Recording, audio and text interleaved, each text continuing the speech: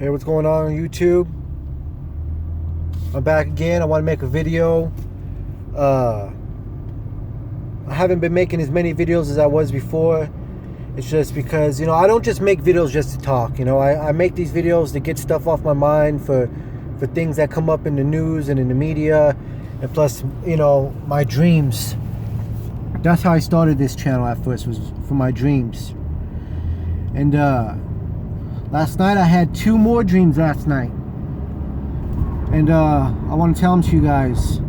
The first one I had was we was outside. It was nighttime, and we was outside with some people. It was like it was like a party or something. I'm not sure what it was, but there was a lot of people there, like a fair or something like that. I'm not sure what it was. But out of nowhere, while we're sitting outside, now how the Bible says that the stars shall fall from heaven like a fig tree when it's hit by a mighty wind. Well, let me tell you, when fireworks on 4th of July, how they have the fireworks, and some of them they fall real slow, right? Well, that's what it was with the whole entire sky, every single star.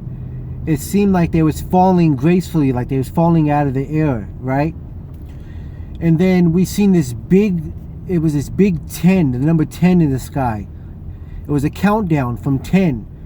And then when the 10 showed up, there was this loudest trumpet / music. I don't know, it was like music made from this trumpet blast. It's hard to explain it.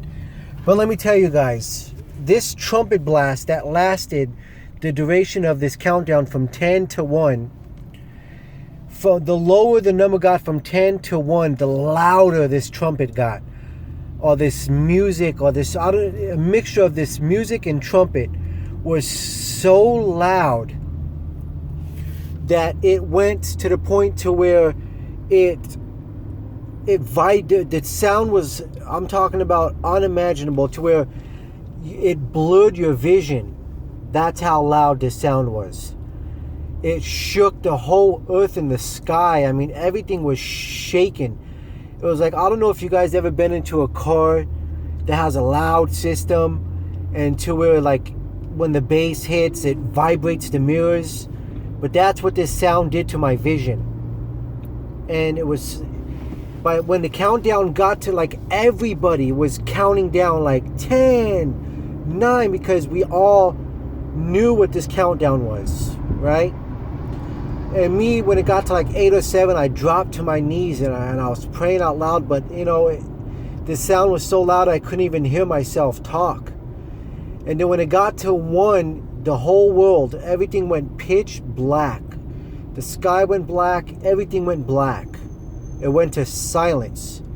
And then when vision started to come back, or some kind of light to where I can see, I seen this demon / it looked kind of like a clown / Joker from the Dark Knight, Batman. And it was standing in front of me. It was just laughing at me. It was laughing at me I'm thinking I was left behind in this dream. It was so scary, the fact that this thing was laughing at me, and that I might have missed the rapture, that I forced myself up out of this dream, right? And then what I did, I was in the room by myself. It was 2, 3 in the morning. So I went in the front because my wife was sleeping in the front because she fell asleep on the couch, because my son stays up late and she didn't feel good. So she slept in the front last night.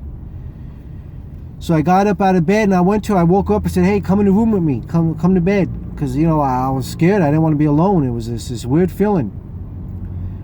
So when I went back to sleep, it starts off from this dream again, but this alien wasn't there, or this, whatever this was, demon, Joker / clown, whatever this thing was, it wasn't there no more. But we noticed that there was something in the sky. So we waited throughout the night because we couldn't even see what it was. So when morning came, early morning, we noticed that it was a huge planet. And behind that planet was another one, so it was a big planet. Behind it was smaller. There was 4 of them, right? And so we was all like, everybody in the world, whoever was there or left behind was like, oh wow, what is that? You know, we was tripping out. So a neighbor got a telescope, and then we looked at this planet, and on this planet, this biggest one that was closest to us, there was cities on it, and there was like houses and these buildings, and there was these structures, and there was cars, like, but it wasn't the same on this earth. It was a different type of building and different type of cars, and it was like, but this planet was vacant. There was nobody on it. It felt like it was there. It was waiting for us. Like God had this planet waiting for us, and then everything was ready. Everything was there for us, and we had this sense of whatever's there. When we get there, is ours. It's ours. That's ours, and nobody can take it from us. Whatever we are given when we get to this planet is ours, and that's it. And to me, it represents what we have waiting for us in heaven. It's like the table is set. Everything is ready. Our mansions are ready. Our home is there.